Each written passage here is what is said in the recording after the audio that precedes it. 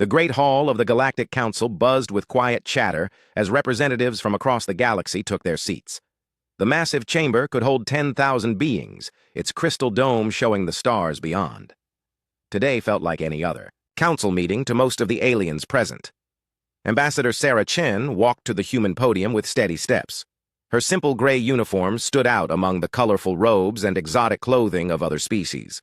The Zephyrians wore flowing silk that changed colors. The Korthak displayed their jeweled shells. The gas-based Netherians floated in their crystal containers. Humans always looked plain next to them. Sarah placed her hands on the speaking platform.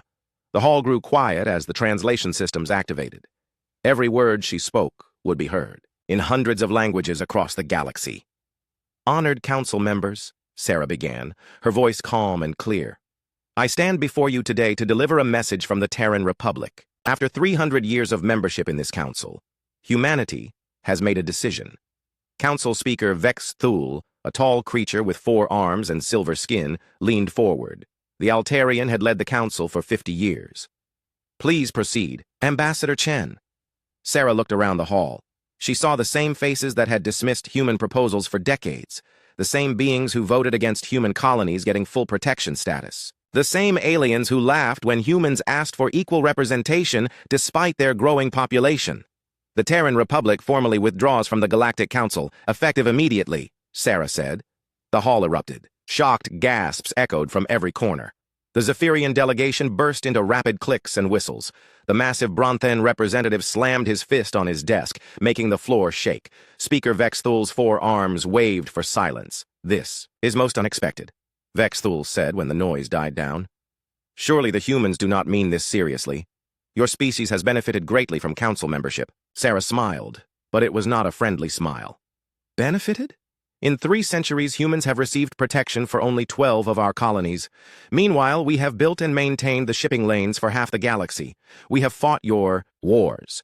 We have solved your problems, and still you treat us like children who should be grateful for scraps." The Korthak representative, his shell gleaming purple with anger, spoke up. "Humans represent less than 1% of the galaxy's population. Your demands for equal treatment are unreasonable." "Our population means nothing," Sarah replied. "The Netherians number even fewer, yet they hold 3 council seats. The Bronthen have only 2 billion members across all their worlds, yet they command respect. Population was never the real issue." The truth hung in the air like a heavy weight. Everyone knew why humans were really dismissed. They were too young, too aggressive, too different. They asked uncomfortable questions and refused to accept things as they were. They built things that worked better than alien technology. They won wars that older species had given up as lost causes. "If humans withdraw," said the ethereal representative, her voice like singing crystal, "what of your obligations? Your trade routes? Your security contracts?" Sarah's smile grew wider.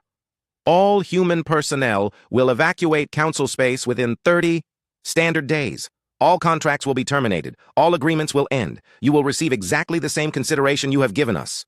The hall exploded again. This time, Speaker Vexthul could not restore order for several minutes. Angry voices demanded explanations. Some species threatened retaliation. Others begged for reconsideration. When quiet finally returned, Vexthul spoke carefully. "Ambassador Chen, your species may be making a grave mistake. The galaxy can be dangerous for those without council protection." "The galaxy has always been dangerous," Sarah said. "We learned that when council protection failed to save New Tokyo from pirates, or when it failed to stop the slave raids on Europa Colony, or when it failed to prevent the Korthak from claiming 3 human worlds as disputed territory, and nothing was done for 20 years. Each example hit like a physical blow. The council had failed humans repeatedly, always with excuses about resources or competing interests or bureaucratic delays." The Zephyrian trade minister stood, his silk robes now showing angry red patterns. "You cannot simply leave. Your shipping companies carry 60% of goods in the Outer Rim. Your security firms protect hundreds of worlds. Your technical experts maintain systems across the galaxy." "That sounds like a council problem," Sarah said. "Perhaps you should have thought about that before voting down our latest proposal for fair representation." The vote was 8,000 to 300 against, if I remember correctly. The number stung because it was accurate. Humans had asked for proportional representation based on economic contribution rather than just population. The council had rejected it without serious consideration. "This is blackmail," accused the Bronthan representative. No, Sarah said firmly. Blackmail would be threatening to leave unless we got what we wanted. We are simply leaving. The Terran Republic has decided to focus on our own interests for a change. Speaker Vex Thule tried diplomacy. Surely we can negotiate. Perhaps some adjustments to current arrangements. The time for negotiation ended yesterday, Sarah interrupted. The decision is final. Human ships will begin evacuation immediately. We wish the Council well in its future endeavors. She turned to leave, but Vexthul called out. And if we refuse to let you go? If we declare human withdrawal illegal? Sarah stopped and looked back. For the first time, her expression was not polite or diplomatic. It was the look of someone who had been pushed too far for too long. Try it, she said simply. The two words carried more threat than any alien battle cry. Everyone in the hall knew. Humans were good at fighting. Very good. They had proven it again and again in Council wars. But there was something else in Sarah's voice, something that suggested the Council had never seen what humans could really do when they stopped holding back. As Sarah walked out of the hall, emergency sessions were already being called. Trade ministers frantically contacted their human partners.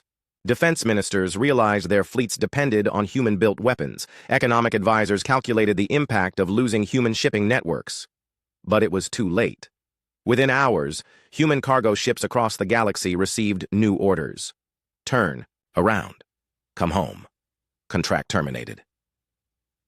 The evacuation began that day. Human families packed their belongings on 1,000 worlds. Human workers abandoned construction projects. Human soldiers left their posts. Human technicians powered down systems they had maintained for decades. The Council held an emergency vote that evening. They voted to strip all human colonies of protection rights. They voted to ban human ships from Council space. They voted to seize human assets as payment for damages. But when they tried to enforce these decisions, they discovered something troubling. The human ships were already gone. The human assets had been quietly moved months ago. The humans had been planning this for a long time. As news of the withdrawal spread across the galaxy, most species reacted with anger or disbelief. The humans were crazy, they said. The humans would be back within a year, begging for readmission. The Council would survive just fine without them. In the depths of space, Sarah Chen stood on the bridge of the human flagship as it jumped to hyperspace. Behind them, the great Council station grew smaller and disappeared. Ahead lay human space and a new future. Any regrets, Ambassador? Asked the ship's captain. Sarah looked at the stars ahead. Ask me in a year, Captain. Ask me when they realize what they've lost. 3 weeks after the human withdrawal, Captain Zektar of the Korthak trade vessel Prosperity waited at the Nexus Station loading dock. His cargo hold sat empty while he checked his communications device for the 15th time that hour. Where are they? He muttered, his shells showing nervous yellow patterns. The human shipping company that had delivered his goods for 30 years was nowhere to be found. Their massive cargo vessels that once filled the station's docks had vanished. The loading bays stood empty except for a few small alien freighters that could not handle the heavy loads. Station Master Velnath, a 6-armed hexapod, scuttled over to Zektar. Still no word from Terran Logistics? Nothing, Zektar replied. My buyers on Kepler Station are expecting 2,000 tons of Korthak steel. I was supposed to deliver it yesterday. You are not alone, Velnath said sadly. Half the ships here are waiting for human carriers. The other half are trying to figure out new routes now that human navigation services are gone.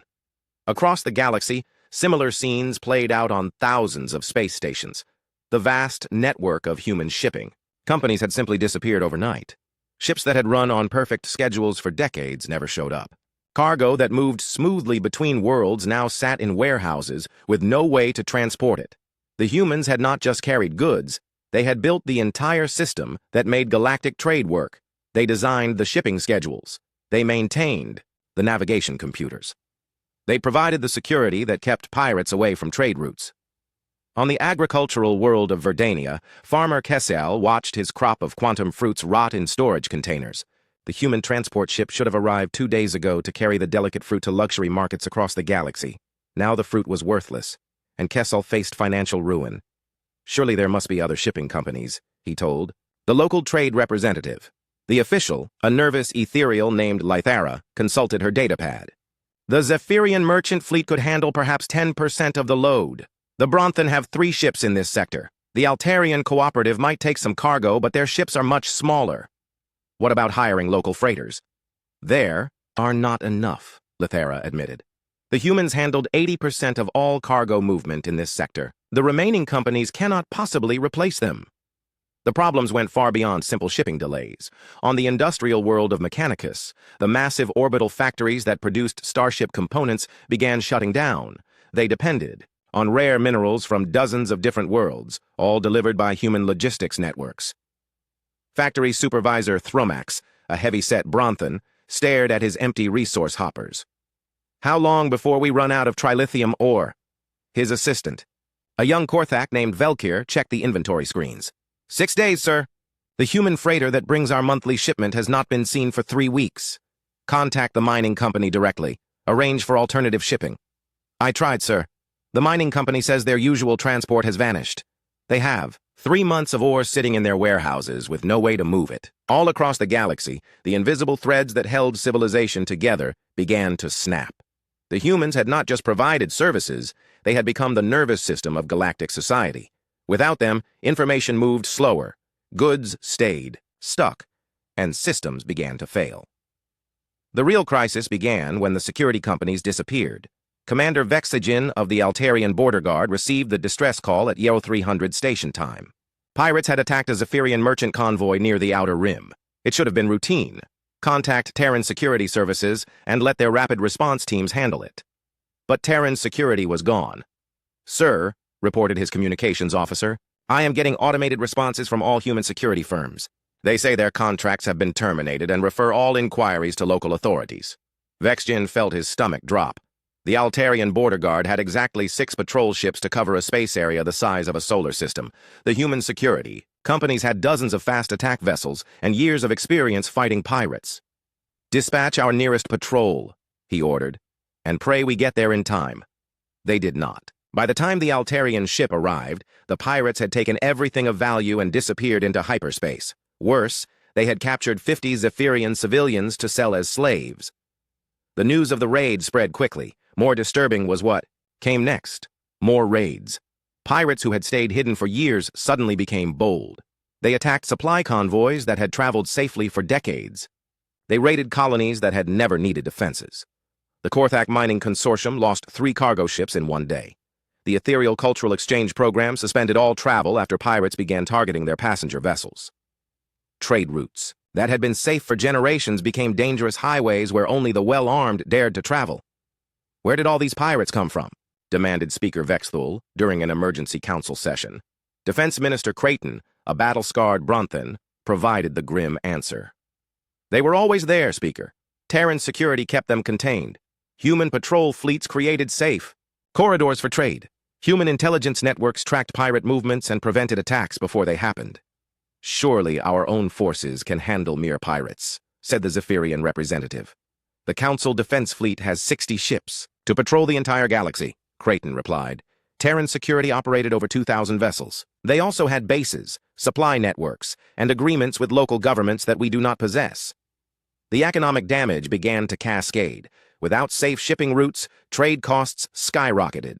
Goods that once moved freely between worlds became expensive luxuries. Colonies that depended on imported food faced shortages. Industrial worlds that needed raw materials shut down production lines. On the financial hub world of Commerce Prime, market analyst Sith Ara watched her screens with growing horror. Trade volume had dropped by 60% in 3 weeks. Stock prices for shipping companies had collapsed. Currency exchange rates fluctuated wildly as governments struggled to maintain economic stability. How bad is it? Asked her supervisor. Bad, Sithara replied. If this continues, we are looking at the worst economic crisis in galactic history. Unemployment will soar. Entire industries will collapse. Some colonies might face starvation. The supervisor stared at the red numbers scrolling across the displays. All because the humans left? All because we never realized how much we depended on them, Sithara corrected. Back on the council station, emergency meetings ran around the clock. Representatives who had dismissed the human withdrawal as a minor inconvenience now faced reports of system-wide failures. The galaxy's economy was unraveling faster than anyone had thought possible. We must contact the humans, urged the ethereal representative. Perhaps we can negotiate their return. Speaker Vex Thul looked tired. The past weeks had aged him years. All communications to human space have been returned with automated responses. They are not taking our calls. Then we send ambassadors. We offer them concessions. What concessions? Asked the Zephyrian trade minister. They want equal representation. They want protection for all their colonies. They want the respect we have never been willing to give them. The hall fell silent. Everyone knew the truth. The humans had asked for reasonable things, and the council had refused out of pride and prejudice. Now the price of that refusal was becoming clear. In human space, former Ambassador Sarah Chen stood in her new office on Terra Nova. Through her window, she could see human ships arriving daily, loaded with evacuated citizens and equipment. The human exodus from council space was nearly complete. "Ma'am," said her aide, "we are receiving thousands of messages from council worlds. They want to hire human shipping companies, security firms, technical services." Standard response, Sarah said without looking up from her reports. "All contracts terminated. Refer inquiries to local authorities." Some are offering very generous terms, triple the usual rates. Sarah finally looked up. "Do they think this is about money? Do they think we can be bought back with higher payments?" The aide remained silent. After a moment, Sarah turned back to her window and the busy spaceport beyond. "Let them find out what the galaxy looks like without us," she said quietly. "Maybe then they will understand what they have lost." The warning came too late. Research Station Omega-7 orbited a dead world in the Forgotten Sector, a place where even space pirates feared to travel. Dr. Vex Mira, the Altarian xenobiologist in charge, was reviewing routine sensor data when the alarms began to scream. "Dr. Vex Mira!"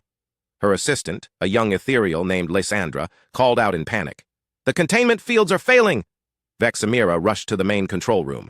On the screens, she watched in horror as massive metal structures began to stir. On the planet below, the Devourers, ancient machine intelligence that had been dormant for 50 years, were waking up. "How is this possible?" Vexmira whispered. "The containment system was perfect. Humans designed it to last for centuries." "The maintenance codes," Lysandra said, her voice shaking. "The system requires monthly updates from Terran Defense Technologies. The last update was 6 weeks ago."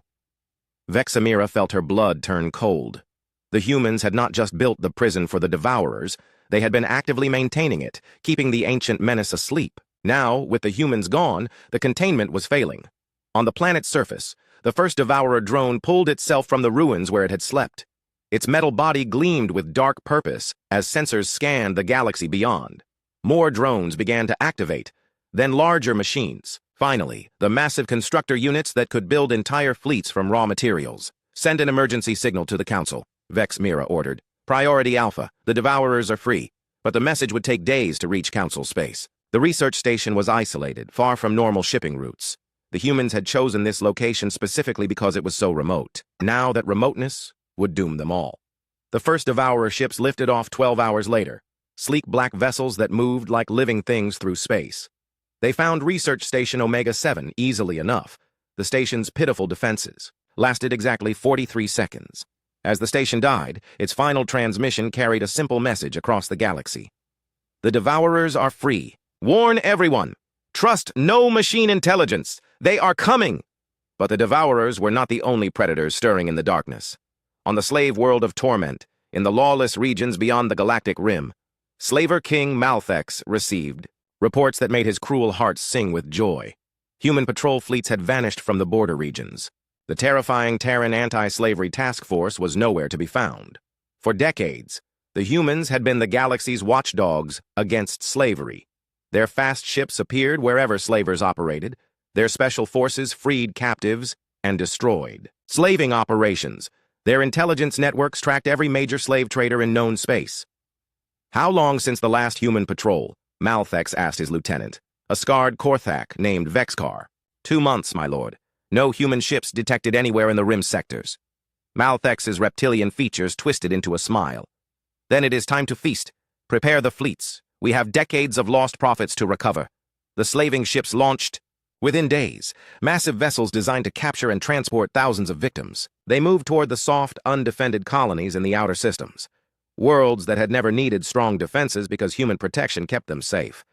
The first target was Harmony Colony, a peaceful, ethereal settlement on the edge of civilized space. The colonists were artists and philosophers who had chosen isolation to pursue their studies. They had no weapons, no soldiers, no way to fight back. The attack came at dawn. Slaver shuttles descended from orbit while the colonists slept. Stun weapons and capture nets did their work efficiently. By noon, 3,000 ethereals were loaded into cargo holds, destined for slave markets across the galaxy. Colony Administrator Sylvana managed to send one desperate message before the slavers destroyed the communication array. Harmony Colony under attack. Thousands captured. Please send help. Please remember us. But help was not coming. The human ships that would have responded in hours were gone. The Council's own forces were scattered and weak, unable to patrol such remote areas. The slavers struck again and again. Peaceful colonies that had never seen violence were burned and looted. Entire populations disappeared into the holds of slave ships. Children were separated from parents. Families were destroyed. Whole species faced extinction. In Council space, the nightmare was just beginning. Defense Minister Creighton stood in the Council's military command center, watching red warning lights flash across the galactic map. Each light represented a crisis that his forces could not handle. "Report," he demanded. 17 separate emergencies across the galaxy, replied his aide, Commander Thexara. The Devourers have broken free and consumed 2 research stations. Slaver fleets are raiding the outer colonies. Pirate activity has increased by 800%. And we are detecting unknown energy signatures moving in dark space. Unknown signatures? The sensor readings match no known technology. They appear to be organic in nature. Large. Moving toward inhabited systems. Creighton studied the map with growing dread. Red zones were spreading like an infection across the galaxy. His forces, what few he had, were scattered thin, trying to respond to the worst crises. They were failing everywhere. What about the regional defense forces? Falling back to protect their home systems. The Zephyrian Navy lost 3 ships to the Devourers yesterday. The Altarian border guard is completely overwhelmed by pirate attacks. The Korthak defense fleet refuses to leave their territory. And Council fleet? Thexara hesitated. Sir, we have exactly 12 operational ships to cover the entire galaxy. The rest are in dock for repairs or awaiting replacement parts that human companies used to supply. The horrible truth was becoming clear. The Council's military might was an illusion. They had always depended on human forces to do the real fighting. Human ships, human weapons, human tactics, human intelligence. Without them, the Council was defenseless. Sir, another officer called out, we are receiving a transmission from the Outer Rim. It is disturbing. The main screen flickered to life, showing a recording from an automated probe. The image was grainy and filled with static, but the message was clear enough. A massive shape moved through space, something alive, tentacled, kilometers long. Around it swam smaller creatures that pulsed with their own hideous light. Deep space entities, whispered Thexara. The ancient files mention them. Creatures that live in the void between galaxies. Hungry things that feed on minds. How do we stop them? The files say humans developed specialized weapons, psychic dampeners, neural scramblers, technology we do not understand or possess. Creighton felt his world crumbling. The humans had not just been partners in galactic civilization. They had been its guardians against horrors that other species could not even comprehend. They had fought monsters in the dark spaces while everyone else slept safely in their beds. Contact human space, he ordered. Emergency channels, override codes, whatever it takes. The communication officer tried for several minutes before shaking his head. All human frequencies are broadcasting the same automated message, sir. The Terran Republic has withdrawn from galactic affairs. Please direct all inquiries to your local defense forces. Local defense forces, Creighton muttered bitterly. What local defense forces? The answer came in the form of more red lights on the map, more colonies going dark, more distress calls that no one could answer, more civilizations discovering what the galaxy looked like without human protection. On the industrial world of Factory Prime, the population of 20 billion Bronthan watched in terror as Devourer ships approached their orbital defenses. The massive weapons platforms, all built with human technology, tried to activate but failed. The control codes were locked in human systems that no longer responded. Evacuate the planet, ordered Planetary Governor Malthoron. Sir, we have 20 billion civilians and maybe 1,000 transport ships. It would take years to evacuate. Everyone. Then we fight. With what? Our defense fleet uses human-built weapons that we cannot operate without their technicians. Our ground forces carry human-designed equipment that is failing without maintenance support. Malthuron stared at the approaching enemy ships and realized the truth. His world was doomed. His people were helpless. Everything they had depended on human expertise to function, and the humans were gone. As the first Devourer beams began to tear through Factory Prime's atmosphere, Maltharan sent a final message toward human space. "We were wrong. We were fools. Please forgive us. Please, come back." But in the depths of space, former Ambassador Sarah Chen read the message with cold eyes. Around her, human fleets moved through hyperspace, returning to the safety of human worlds. Behind them, the galaxy burned. "Any response?" asked her aide. Sarah deleted the message without answering. Outside her window, the stars looked different now, cleaner somehow, free of the burden of protecting those who had never appreciated the sacrifice. "Let them learn," she said quietly. "Let them all learn what the universe looks like without us." The archives were hidden deep beneath the ruins of Terran Station Echo, a research facility that had been abandoned during the evacuation. Council archaeologist Dr. Kethrall and her team of specialists had spent weeks digging through the wreckage, hoping to find some clue about how to contact the humans. What they found instead changed everything. "This cannot be real," whispered Dr. Kethrall as she stared at the data files scrolling across her screen. The ethereal scientist had studied galactic history for 2 centuries, but nothing had prepared her for this.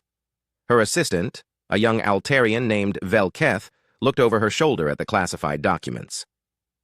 "Are these files authentic?" "The quantum encryption is genuine Terran military grade," Kethrall replied. "These are real, all of them." The first file was labeled Project Umbrella, Dimensional Containment Operations. It contained detailed reports of human teams fighting creatures that existed partially outside normal space, beings of pure energy that fed on the life force of entire star systems. The humans had been containing them for over a century, using technology that bent the laws of physics. The second file made Kethrall's blood run cold. Plague Protocols, Biological Threat Containment. Page after page documented viruses, bacteria, and genetic weapons that could destroy entire species. The humans had prevented 47 different plague outbreaks in the past 50 years alone. They had teams working around the clock to stop biological weapons from reaching populated worlds. "Look at this one," Velketh said, pointing to another file. "Operation Silent Watch, Stellar Engineering Threats." The file contained images that seemed impossible. Stars that were being artificially aged by unknown technology. Solar systems where the laws of physics had been altered. Weapons that could make entire suns go supernova. The humans had teams monitoring and neutralizing these threats across the galaxy. But the most shocking discovery came in a file labeled Diplomatic Containment, Species Management. "Species Management?" Kethrall muttered as she opened the file. The documents inside revealed a truth so disturbing that she almost deleted them. The humans had been secretly preventing wars between alien species for centuries. They had stopped 3 different attempts at genocide. They had prevented the Korthak Empire from launching biological weapons against the Zephyrians. They had kept the Bronthan Collective from using planet-killing technology against the Ethereal Confederacy. "We never knew," Velketh said quietly. "All those times we thought we were maintaining peace through diplomacy. The humans were working behind the scenes to prevent us from destroying each other." Kethrall scrolled through more files. Each one revealed another layer of human involvement in galactic security. They had teams monitoring space-time anomalies. They had specialists dealing with temporal paradoxes. They had entire fleets patrolling dimensions that most species did not even know existed. The scope was staggering. While the Council had been focused on trade disputes and territorial boundaries, the humans had been fighting a secret war against threats that could end all life in the galaxy. "Send this to the Council immediately," Kethrall ordered. "Emergency transmission. Priority Alpha." The data reached the council chambers just as Speaker Vexthul was receiving the latest casualty reports. 37 colonies had gone dark in the past week. The Devourer fleet had consumed 12 star systems. The deep space entities were approaching the populated core worlds. "Speaker," called Communications Officer Lissarin. "Urgent transmission. From the archaeological team on Echo Station." "Not now," Vexthul replied wearily. "Unless they have found a way to contact the humans." "Sir, you need to see this immediately." The main screen lit up with Dr. Kethrall's pale face. Behind her, data files scrolled past at incredible speed. "Speaker Vexthul," she said urgently, "we have found classified human archives. What we have discovered, it changes everything we thought we knew about galactic security." For the next hour, the council sat in stunned silence as the archaeologist presented her findings. Each revelation was more shocking than the last. The humans had not just been members of galactic civilization, they had been its immune system, its defenders against horrors that other species could not even imagine. 47 biological weapons, Vexthul repeated slowly. 47 different plagues that could have destroyed entire species, and the humans stopped all of them? The files show detailed operations, Kethral confirmed. Human special forces teams infiltrating enemy laboratories, human scientists developing countermeasures to genetic weapons, human intelligence networks tracking biological threats across the galaxy. What about the dimensional containment? Asked the Zephyrian representative. The humans have been fighting a war in parallel dimensions for over 2 centuries. Creatures that exist partially in our reality and partially in others. Without human intervention, these entities would have consumed entire star systems decades ago. The Bronthan delegate, his massive frame shaking with emotion, asked the question everyone was thinking, how did we not know about any of this? Kethral's expression was grim. Because the humans never told anyone. They protected us without asking for credit or recognition. They fought monsters in the dark so the rest of us could sleep peacefully. And we repaid them by treating them as inferiors, the ethereal representative said softly. The weight of that realization settled over the council like a funeral shroud. For 3 centuries, they had dismissed human concerns, rejected human proposals, and treated the human species as junior partners who should be grateful for any consideration at all. Now they understood the truth. The humans had been protecting ungrateful alien species who saw them as nothing more than useful servants. There is more, Kethral continued. The files contain detailed information about current threats. The Devourers are not just random machines. They are scouts for something. Much worse, the deep space entities are the advance guard of an invasion force. And there are other threats approaching that the humans were monitoring. She highlighted several files on the screen. Project Darkwatch tracked 3 different hostile civilizations from outside our galaxy. The humans have been preparing defenses against them for 50 years. Project Time Wall prevented temporal weapon attacks from future hostile entities. Project Voidstorm contained reality-altering weapons that could rewrite the laws of physics. Where are these projects now? Vexthul asked, though he feared the answer. All abandoned when the humans left. The containment systems are failing. The monitoring stations have gone dark. The defensive networks are shutting down one by one. The council chamber fell into horrified silence. They were beginning to understand the true scope of the catastrophe they had created. The humans had not just left. They had taken with them the only force capable of protecting the galaxy from existential threats. We must contact them, the Korthak representative declared. We must beg them to return. All our attempts at communication have failed, Vexthul replied. They are not taking our calls. Then we send ambassadors. We offer them anything they want. What could we possibly offer them that they do not already have? Asked the ethereal delegate. They have their own space, their own technology, their own civilization. They do not need us. We need them. The painful truth hung in the air. The humans had built a galactic empire of their own while pretending to be junior partners in the council. They had technology, resources, and military power that the other species had never suspected. They had been operating from a position of strength while allowing the council to believe they were in charge. Look at this, Kethral said, highlighting another set of files. Human territorial claims. The map that appeared on screen showed human space as it really was, not the small cluster of colonies the council had recognized, but a vast network of systems stretching across multiple galactic arms. Hidden colonies, secret research stations, military bases that had never appeared on any council charts. They have been building this for centuries, Velketh explained. While we thought they controlled maybe 50 systems, they actually have established presence in over 3,000 star systems. Their real territory is larger than the entire council space. How is that possible? Demanded the Bronthan representative. They never told us about it, Kethral said simply. They let us believe what we wanted to believe, that they were a small, insignificant species dependent on our protection. The scope of human deception was breathtaking. For 3 centuries, they had maintained the fiction that they were junior partners while secretly building one of the largest and most advanced civilizations in the galaxy. They had protected ungrateful aliens while quietly establishing their own empire. They were never our junior partners, Vexthul said quietly. We were theirs. The realization hit the council like a physical blow. All those times they had condescended to humans, rejected human proposals, treated human concerns as unimportant. They had been dealing with a civilization that could have conquered them at any time. The humans had chosen to protect the galaxy, not because they were weak and needed friends, but because they were strong enough to bear that burden. They had accepted insults and discrimination because they were secure in their own power, until the Council had pushed them too far. Dr. Kethrall, Vexthul said finally, in your analysis of these files, do you see any way to repair the relationship with Fleet Admiral Krathon of the Combined Council? Armada stared at the tactical display showing the largest military force in galactic history. Ships from every major species filled the space around Rally Point Omega, Zephyrian battlecruisers with their elegant curves, massive Bronthan dreadnoughts bristling with weapons, sleek Altarian destroyers, and ethereal energy ships that seemed to glow with inner light. 2 million vessels.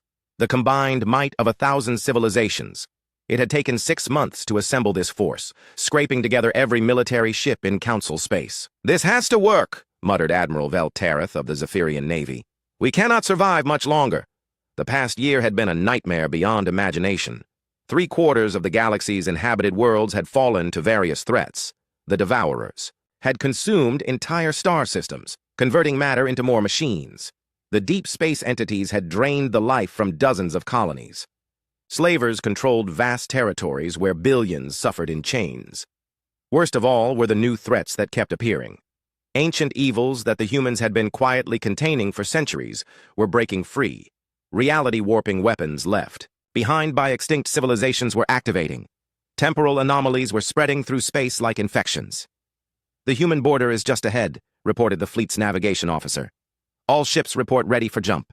Admiral Krathon took a deep breath. This was their last hope. If they could force the humans to return, perhaps the galaxy could still be saved. If not, all ships, prepare to jump to human space. Target the system they call Terra Nova.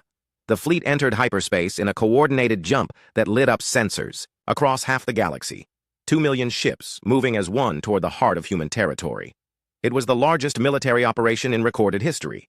They emerged from hyperspace expecting to find lightly defended human colonies. Instead, they found something that defied belief. "Admiral," the sensor officer called out, his voice shaking. "You need to see this." The main screen lit up with an image that made every alien officer gasp in shock. Surrounding the human worlds was a defensive grid unlike anything they had ever seen. Massive stations that seemed to bend space around them. Energy barriers that stretched between planets. Weapons platforms that looked more like geometric puzzles than military hardware. "How many defensive installations?" Krathon asked. "Sir, I cannot get an accurate count. The sensors are reading spatial distortions. Some of these structures exist in multiple dimensions simultaneously. But that was not the most shocking sight. Between the defensive stations moved ships of such advanced design that they seemed like works of art. Vessels that phased in and out of reality. Craft that appeared to be made of crystallized time. Weapons that fired beams of compressed space. "Admiral," the communications officer reported. "We are being hailed. Put it through." The screen flickered, and a human face appeared. It was a woman in a simple military uniform, but her eyes held depths of knowledge that seemed to span centuries. "I am Admiral Sarah Chen of the Terran Defense Force," she said calmly. "You are trespassing in sovereign human space. You have 30 seconds to withdraw before we consider your presence an act of war." Admiral Krathon found his voice. "Admiral Chen, I am Fleet Admiral Krathon of the Combined Council Forces. We come seeking urgent negotiations. The galaxy is dying. We need your help. 20 seconds. Please, you must listen. The Devourers have consumed 40 star systems. The deep space entities are approaching the core worlds. Billions have died. We know now that humanity was protecting us all along. We were wrong to treat you as we did." 10 seconds. Krathon's voice cracked with desperation. "We surrender. The Council surrenders unconditionally. We will give you anything you want. Just please help us." Admiral Chen's expression did not change. "Time is up." The human defensive grid activated. What happened next would be remembered as the most one-sided battle in galactic history. The Council fleet's weapons fired first, massive energy beams and missile salvos that could destroy planets. The attacks hit the human defensive barriers and simply vanished, absorbed by technology that operated outside normal physics. The human response was surgical and terrifying. Beams of compressed gravity crushed ships into tiny spheres. Energy weapons that existed in multiple dimensions struck targets that thought they were safely hidden. Some ships were simply edited out of existence, deleted from reality like mistakes in a text file. The massive Bronthan Dreadnought Worldbreaker, pride of their fleet, fired its main gun, a weapon that could crack a moon. The beam struck a human defensive station and was reflected back with 10 times the power, vaporizing the Worldbreaker instantly. Zephyrian battlecruisers tried to use their superior speed to attack from multiple directions. They found themselves trapped in time loops, repeating the same few seconds forever while human weapons systematically destroyed them. Ethereal energy ships attempted to exist partially in other dimensions to avoid the attacks. The humans simply followed them into those dimensions and destroyed them there. In 15 minutes, 2 million ships were reduced to debris and scattered atoms. Of the greatest military force ever assembled, only a handful of vessels survived, those that Admiral Chen had deliberately spared to carry the message back. Admiral Craython sat in his damaged command chair, staring at the tactical display that now showed mostly empty space where his fleet had been. His hands shook as he tried to process what he had witnessed. "Admiral Chen," he whispered into his communicator. How do you have such power?" The human admiral's face reappeared on his screen. "You never asked what humans were doing while you dismissed us as primitive. You never wondered why we accepted your insults and restrictions. You assumed we were weak because we were peaceful. We thought you needed our protection." "We never needed your protection," Chen replied. "You needed ours. For 3 centuries, we kept the monsters in the dark from destroying you. We fought wars you never knew existed. We solved problems you could not even understand. Then why? Why did you protect us, if we meant so little to you?" For the first time, emotion flickered across Chen's face. "Because we believed in the idea of galactic civilization. We thought that eventually you would grow beyond your prejudices and fears. We hoped that one day we could be true partners instead of secret guardians." "We can still do that," Craython said desperately. "Please, give us another chance." "You had 3 centuries of chances," Chen replied coldly. "Every time we asked for equality, you refused. Every time we offered partnership, you demanded subordination. Every time we showed you respect, you returned contempt." The transmission cut off, leaving Craython staring at empty space. Around him, his surviving crew worked frantically to keep their damaged ship operational. "Sir," his communications officer reported, "we are receiving a transmission. It is being broadcast across the entire galaxy." Admiral Chen's face appeared on screens throughout Council space, on every world that still had functioning communication systems. Her voice was calm, but her words carried the weight of final judgment. "Citizens of the galaxy," she began. "For 3 centuries, humanity has served as the guardian of galactic civilization. We have fought your wars, solved your problems, and protected you from threats you could not imagine. Today, the Galactic Council attacked human space with the largest military force in history. This attack has been repelled. The message is clear. You prefer to solve problems through violence rather than diplomacy. Therefore, humanity formally withdraws all protection from galactic space. The defensive networks we maintained are shutting down. The containment systems we operated are being deactivated. The monitoring stations we staffed are going dark. What happens next is your responsibility." The transmission ended, and across the galaxy, warning lights began to flash. Deep space monitoring stations went silent. Dimensional barriers that had contained ancient evils for centuries began to fail. Reality stabilizers that had prevented space-time anomalies shut down. The universe itself seemed to react to humanity's withdrawal. In the depths of space, things that had slept for millions of years began to stir. Creatures from the spaces between. Dimensions pressed against weakening barriers. Ancient weapon systems left by long-dead civilizations started to activate.